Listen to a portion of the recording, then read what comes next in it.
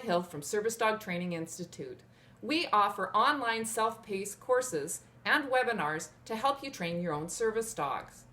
Today, we're going to look at 5 self-control behaviors that a service dog in training needs to be able to do.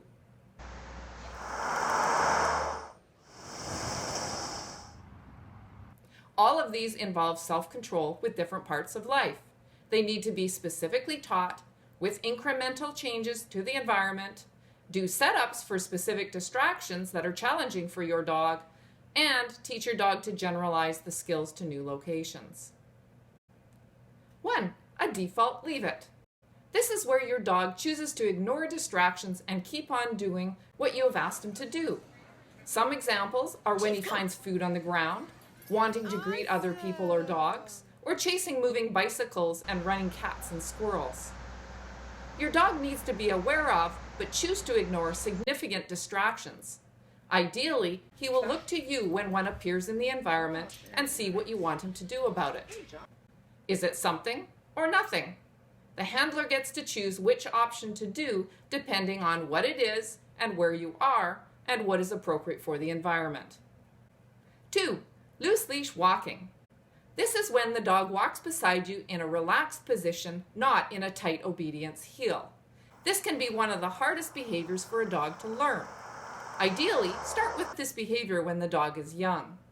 It involves at least 8 components: the dog's position beside you, the distance you move together, the dog watching your body motion peripherally to predict where you are going, stopping when you stop, the dog understanding the concept of connectivity, the concept of duration or distance, ignoring general distractions, and ignoring specific distractions that trigger your dog. Only when your dog understands these 8 pieces can you start combining them in pairs and trios. Your dog must build up a strong reinforcement history for each piece of the behavior, plus the 2 concepts of connectivity and duration, before being expected to gradually maintain the position in the presence of higher and higher level distractions. Number 3, settle, relax. Most of a service dog's life is hurry up and wait. The hurry up part is the loose leash walking, and the wait is the settle, relax.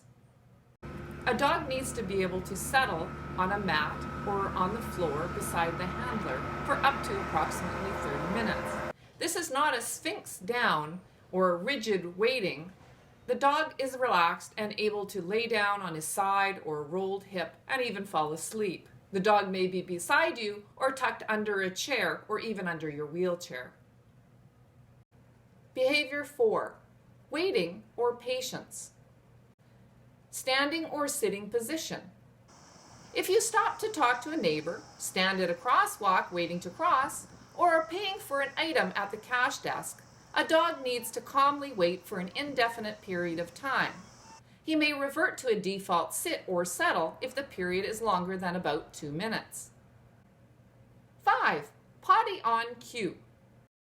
If you potty your dog before you go into a public space, you know that she's empty, and this will reduce the chance of accidents once you go inside. Whoopee. If you find your dog is having more than one accident in public, it's time to go back to basic training and consider that your dog may not yet have it on cue, may not have generalized the behavior, or could even be stressed in that environment. Thanks for watching. That's our top 5 self-control behaviors for service dogs. Like, share, and subscribe for more videos right into your inbox. More coming your way soon.